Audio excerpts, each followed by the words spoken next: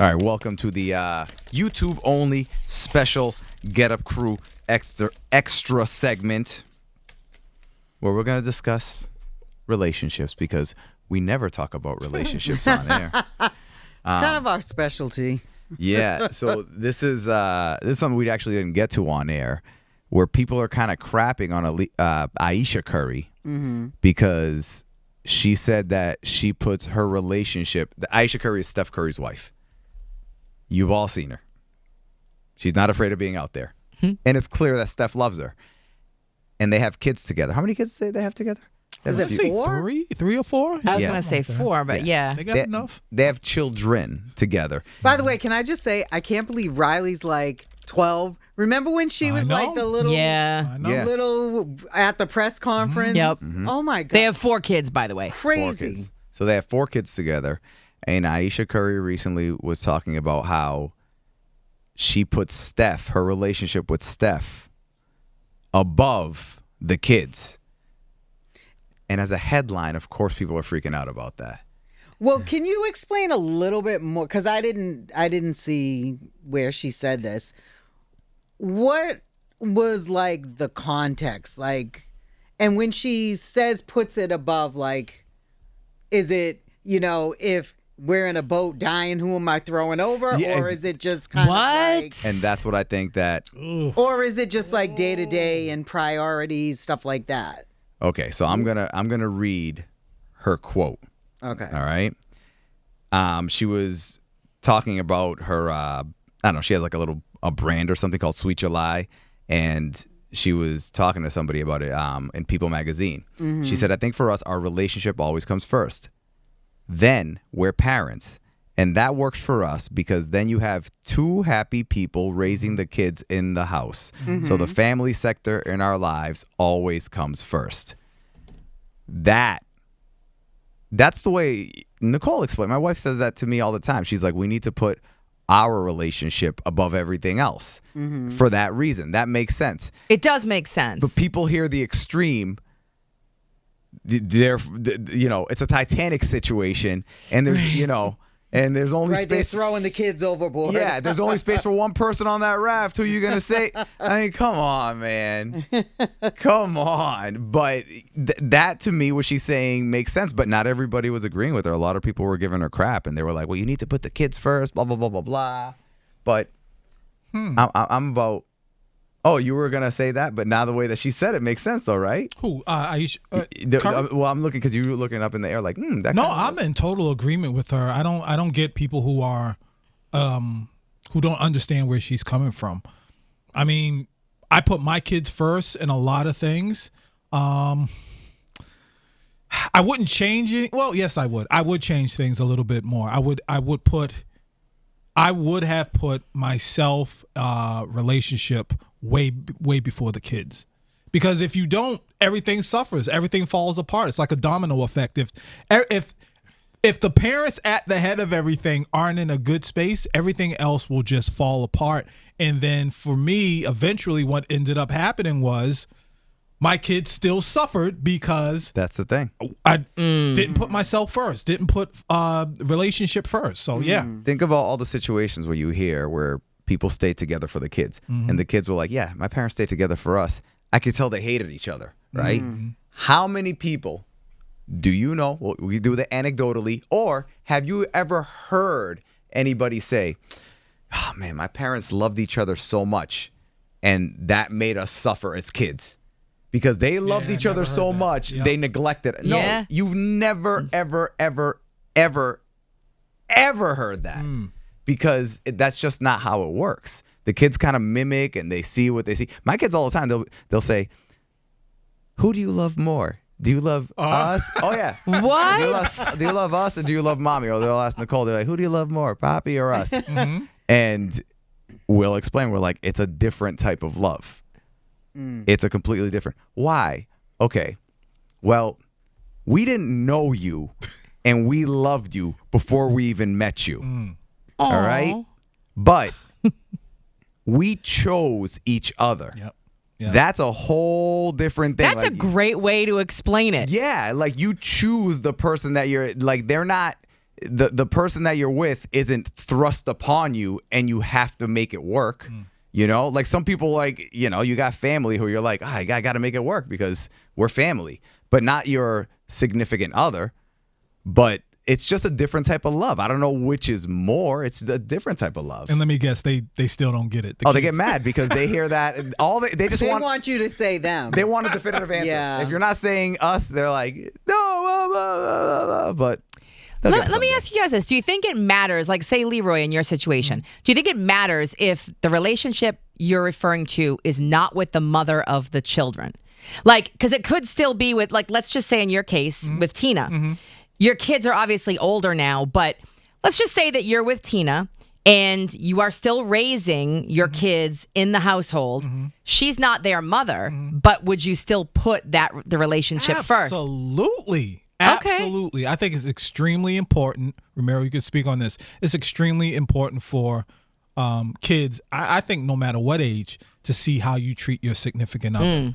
So whether it's their mother or it's Tina, who I'm with now, I think it's important. And it's funny because the older my kids get and they start getting into their own relationships or have interest in someone, you can see how the example that they had as kids starts to impact the way that they move. And when you see it and it's not a positive thing and you know that you had a lot to do with that, that's when it hits a little bit hard and heavy. And that's why I will stand 10 toes down. Yeah, the relationship should come before the kids. And I don't even think it's just for the relationship and for the kids. I think you need to be happy yourself. Yep. You need to feel fulfilled yourself. And if you're not, then you can't give your best to your kids. So there needs to be a balance. Yeah. There needs to be a balance. And you're not throwing your kids to the side, which I think that's where a lot of people go when they think about that. I saw this video one time. It was a family of 4, 2 kids, young kids, husband and wife, and they were brought up on stage and the person I was speaking was trying to use them as an example. And he was like, all right, as a family, I need you guys to stand together and whatnot. And they stood together. The mother was on the far left, the father was on the far right, and the kids were in between. And he was like, see, that's the problem. That's the problem right there. He was like, you can't put your kids first to the point where they're between you two. You two as a husband and wife come together. Your kids are going to be there. You're taking care of them, but you still have to support one another and be there for one another. Don't forget about each other. And you look down and those little kids were looking up and they're like, they're looking up. They're watching. They're seeing how you behave and act towards one another. They're going to be gone. Yes. Yeah. Some point, I mean, time flies. It's true. Like, look, now, Ramiro, your kids, are getting off to college and jobs. Leroy, it's like they don't call me like they used to. That's real though. And then to be, in a home with your partner, your husband, wife, whatever. You have to live with each other when they're gone. It sounds like we're all kind of in agreement now when you explain it the way you did. Yeah. Do you guys know any or have anyone in your lives that you think don't agree and live the opposite kind of life? And if so, what's the relationship like with the kids and with? I feel like my parents probably were like that. Yep. I never really. I have never. They've been married over 50 years, and I don't ever recall them doing like a date night. I don't ever recall them being romantic with each other. Hell yeah. Any of that stuff. They were with each other out of I believe they love each other, like a version of love. I don't think they're in love with each other. Interesting. Okay. I've never seen holding hands, any of that stuff. No affection whatsoever. Zero affection. Zero. Do you think that affected the way that you and your sister were raised? And the way you look at relationships? It took me a while to see, to see, because it wasn't just my parents. I also, most of the elder figures in my life, whether it's aunts, uncles, all their relationships, they were either divorced or it was the same type of relationship. I never saw one where, people were with each other just being affectionate or that. So I literally, when I first, it took me a while to get into that because, Wow. yeah. See, I saw that from my parents, but I think it's a generational thing. I think that generation right before us, I asked my mother this specific question before, and I said, Mom, my father's been gone. I said, I don't remember seeing too many in your generation that I grew up around. I don't remember them talking about like going to the gym. I don't remember seeing them do it like being really like family, like out there in the public doing stuff with the I was like, what's up? What was up with that? She said, in general, most people in her generation, there was this idea, they don't know where it came from, but if they thought about it, they probably could figure it out. They don't know where the idea came that once you got married, that was it. Nothing else mattered. Everything was about providing, and that's it. Yes. It wasn't about building relationships. It wasn't about keeping your friendship strong. It wasn't about taking care of yourself. You literally just let yourself go and try to provide, and that was it. When I got divorced, that's why I was so confused. Because I was like, I don't get it. I'm providing for I gave my family whatever they needed. I never like questioned or anything. I'm providing what they need, and I don't have any weird, like, I don't have like a gambling addiction. No offense, Melissa. I don't have like I don't go out just to drink and waste money on that. So in my head, I'm like, I'm not wasting money on stupid shit, and I'm providing for my family. Why divorce? And I'm not cheating. Why divorce me? So it took me a while to figure out that there's more to it than that. You have to like work on, how like I say, like I do chiropractor, acupuncture, therapy, all that stuff as like Maintenance. As maintenance. There's relationship maintenance. You got to tighten those screws. You got to put some oil in and things. But of that I nature. and I think your mother's right, Leroy. Like, and you mentioned the gym, going to the gyms and stuff. I don't even know if there were like gyms to go to before. It just wasn't the same No, thing. they had those machines that you wrapped around the women's waist and it would go.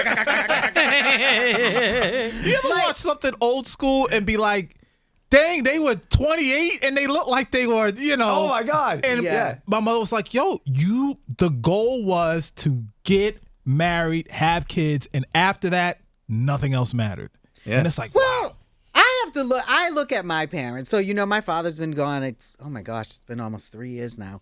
But I always knew that they loved each other. My father was definitely more affectionate than my mother is.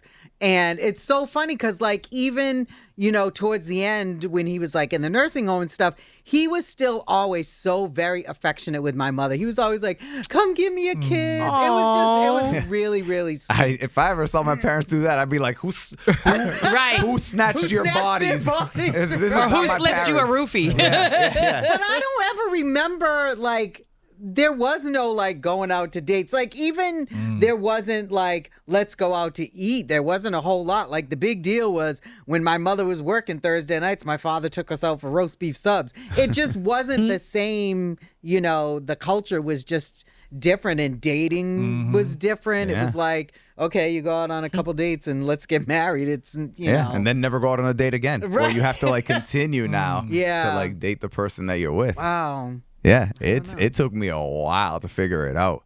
I literally was like, that's all you do. You take care. Oh, you got a bill here. I'll pay for it. And maybe that's why divorce rates are high, because you don't get it until the second time. If you pay Maybe. attention. Some people just keep repeating the same freaking cycle. You know what I mean? Yeah. They're and like, hopefully you get Yeah. it the first time. yeah. Oh, that person was a piece of crap. And it's like, you're telling me that you were 4 for 4 with 4 grand slams? and I guess the hope is that if you do put your relationship before your kids, that within that relationship, you guys maybe can remind each other about certain things, even that have to do with yourself as a person. Yeah. Hey, Leroy, don't forget about this. You should go do this. You used to love doing this. How come you're not doing that anymore? Go do that. And hopefully that's what it is. Again, I got caught up in taking care of my kids and forgot everything else. Everything. And so I agree with Curry. Hey, put your relationship first. Can I just ask one question to both of you, though? But is that still the same?